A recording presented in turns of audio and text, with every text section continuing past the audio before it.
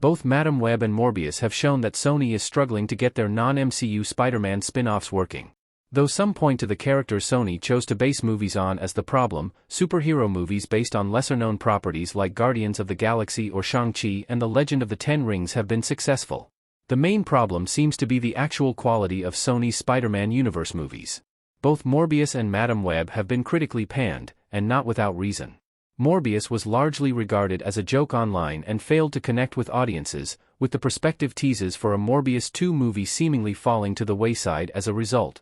Madam Web has been dealing with some bad word of mouth since the first trailer released, and now that the movie is out, it seems like some of the worry might have been well-founded. When deciding if they should give Madam Web a chance, audiences are likely wondering if it's as bad or even worse than Morbius. Why Madam Web's reviews are so negative? Madam Web's RT critics and audience scores explained.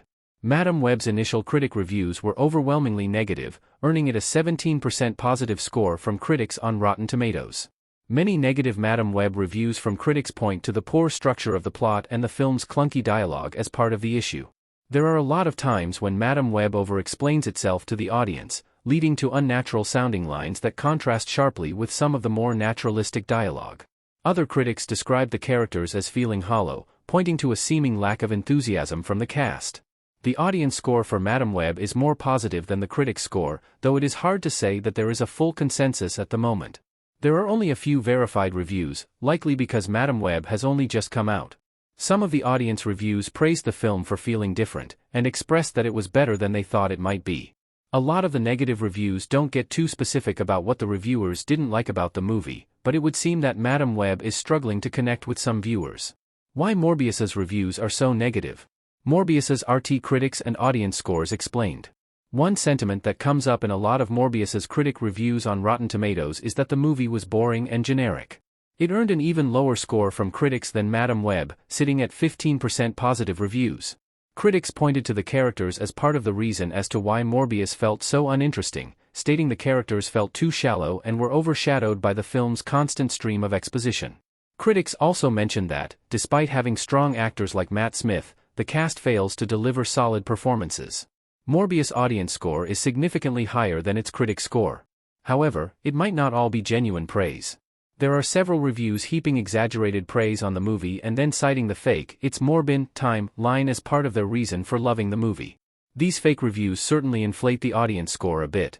There were still some genuine positive reviews, mainly saying that the movie was at least entertaining.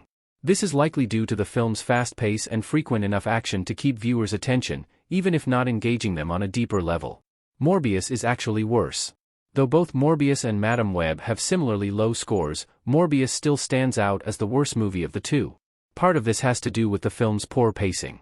Morbius moves so quickly that it doesn't really give the characters much time to grow on the audience. Without some strongly developed characters to connect with, viewers aren't given much to care about. Even when some visually exciting things start happening, these moments in Morbius are hard to see as more than just a visual effects showcase instead of a meaningful scene. Madam Web did a better job getting the audience to at least care about its lead character. Thanks to Madam Web having less focus on major action scenes early on, audiences actually get to learn who Cassie Webb is as a person and start to like her.